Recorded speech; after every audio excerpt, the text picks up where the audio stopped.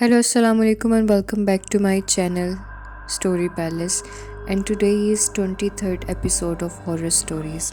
और हमारी आज की कहानी का नाम है पुरस्कार धुआं. Let's start it. सर्दियों की रातें थी और हमारा घर बंद हुआ करता था. दोपहर को हम सब छत पर धूप लगवाने के लिए जाया करते थे. एक दफ़ा मेरे मामू और उनके बच्चे हमारे घर सर्दियों की छुट्टियों में आए और जब हम इकट्ठे हो जाते तो अल्लाह ही बचाए. हमारे सब कज़न्स बहुत खुश थे कि हम सब मिलकर एंजॉय करेंगे और छुट्टियां मनाएंगे. वो लोग काफ़ी लंबे अरसे के बाद हमारे घर आए थे तो हम सब बहुत खुश थे. हम लोग छोटी सी फैमिली थे. हम 2 बहन भाई और अम्मी अब्बू. अब मेरे मामू और उनके 3 बच्चे और उनकी बीवी समेत जब इतने लोग घर आए तो घर में जैसे रौनक ही रौनक हो गई. हम सब कज़न्स की आदत थी कि जब भी इकट्ठे होते थे तो रात को काफ़ी एंजॉय किया करते थे और बातें वगैरह करते थे. आज मेरे कज़न्स की हमारे घर में पहली रात थी तो हम सब बातें ही कर रहे थे कि इतने में मेरी अम्मी ने कहा कि अब सब सो जाओ, सफ़र करके आए हो, थक गए होगे, बाकी बातें सुबह कर लेना.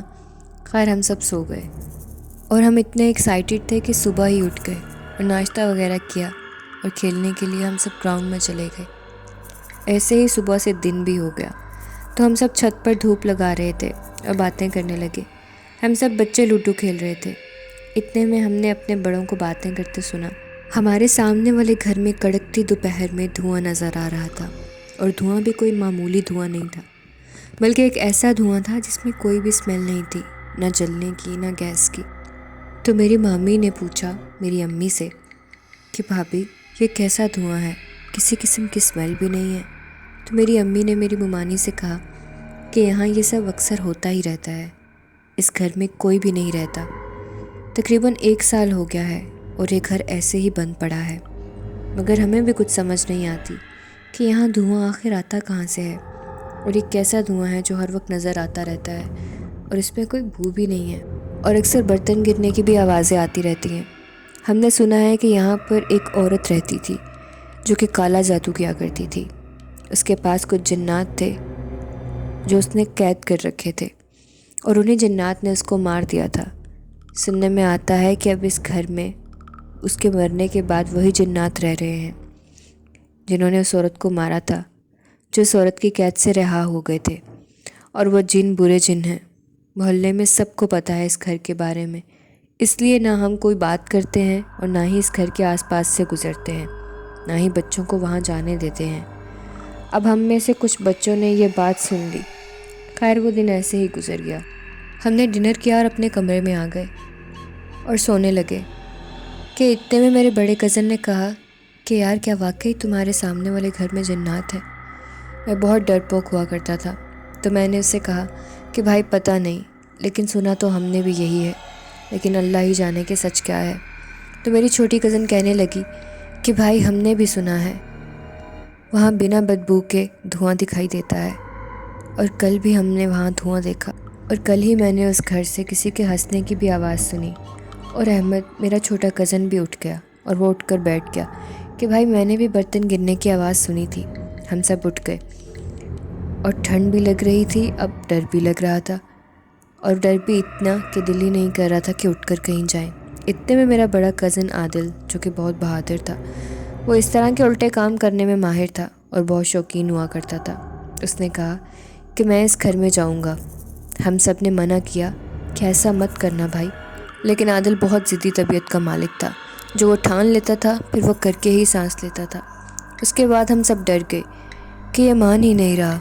हमने कहा कि सब हमें घर वाले डांटेंगे तो उसने कहा कि तुम लोग मेरा नाम लगा देना, मैं अपनी मर्ज़ी से जा रहा हूँ, मैं देखूँ तो सही कि वहाँ पर आखिर है क्या, क्या उस घर की हकीकत सच है या फिर झूठ. मैंने कहा भाई सच है, ये सब वहाँ कोई भी नहीं जाता, आप भी मत जाएं. मगर आदिल का प्लान कुछ और ही था. उसने कहा कि मैं इस पुरस्कार धुएं की असलियत जानकर ही सांस लूँगा और जब तक कोई पूछे ना कि मैं कहाँ हूँ तब तक मेरा जिक्र मत करना, और अगर मुझे आने में देर हो जाए तो घर वालों को बता देना. ये कहकर हम सब बड़े कज़न छत पर चले गए. उस घर में बिल्कुल गुप्त अंधेरा था, इस वजह से भाई अपने साथ टॉर्च भी लेकर गए. उसने छत पर जंप लगा दिया और हमें कहा कि तुम लोग जाओ और जाकर सो जाओ, ऐसे कोई तुम्हें देख ना ले और आ ना जाए. بس 10 منٹ میں دیکھ کر آ جاؤں گا کہ آخر ایسا کیا ہے اس گھر میں۔ ہم سب نیچے آ گئے اور عادل بھائی بھی وہاں سے نیچے چلے گئے۔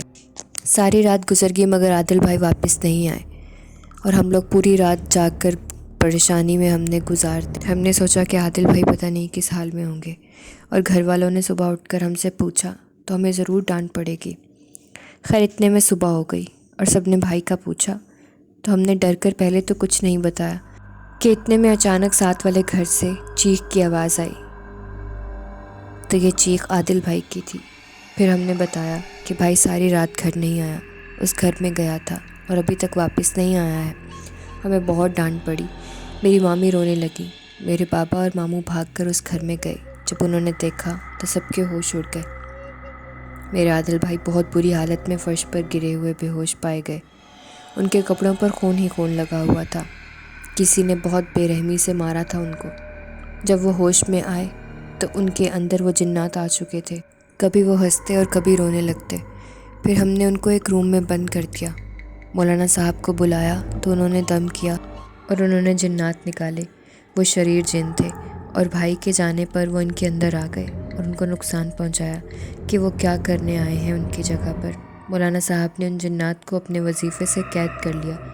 جب میرے کزن ہوش میں آئے تو انہوں نے بتایا کہ جب میں وہاں اس گھر میں گیا تو میں نے یہ دیکھا کہ پہلے تو کسی کے ہنسنے کی آواز آ رہی تھی اور بعد میں بہت سارے لوگ مل کر رونے لگے۔ اس کے بعد مجھے سائے دکھائی دینے لگے اور پھر ایک آواز آئی کہ کون بدقسمت ہے جو اپنی موت کو خود آواز دے رہا ہے، کون ہے جو خود چل کر ہمارے گھر آیا ہے۔ اس کے بعد مجھے غائب سے مار پڑنے لگی، پھر اس مار کی تکلیف سے میں بے ہوش ہو گیا، اور جب مجھے ہوش آئی تو میں گھر میں تھا۔ میرے ماموں مامی نے بھائی کو بہت ڈانٹا اور منع کیا کہ یہ کام دوبارہ کبھی مت کرنا، اور آپ بڑوں کی بات نہ مانیں اور کوئی ایسا قدم اٹھائیں تو پھر آپ کے ساتھ ایسے ہی معاملات پیش آئیں گے۔ So that's it for today's video. I hope آپ کو ویڈیو اچھی لگی ہوگی، اور پلیز میری اس ہیوی وائس کے ساتھ برداشت کیجیے گا آج کی ویڈیو کو، because I am not fine. مجھے آپ کی دعاؤں کی بہت ضرورت ہے۔ کچھ دن تک اسی آواز میں ویڈیوز آئیں گی اور میں آپ لوگوں کے لیے روز کا روز کانٹینٹ لے کر آتی رہوں گی، جیسے میں ابھی پچھلے 1 مہینے سے کنٹینیوسلی لے کر آ رہی ہوں۔ پھر آپ لوگ دعا کیجیے گا کہ میری طبیعت جلدی سے ٹھیک ہو جائے، اور اگر آپ کو ویڈیو اچھی لگی ہے تو میرے چینل کو سبسکرائب کر لیں، جو بھی میرے چینل پہ نیو ہیں، اور بیل آئیکن کو بھی پریس کر دیں تاکہ روز میری ویڈیوز کی اپڈیٹ آپ کو ملتی رہے۔ ملتے ہیں نیکسٹ ایپیسوڈ میں کسی نئی کہانی کے ساتھ۔ تب تک کے لیے اپنا خیال رکھیں، میرے لیے دعا کیجیے گا۔ اللہ حافظ۔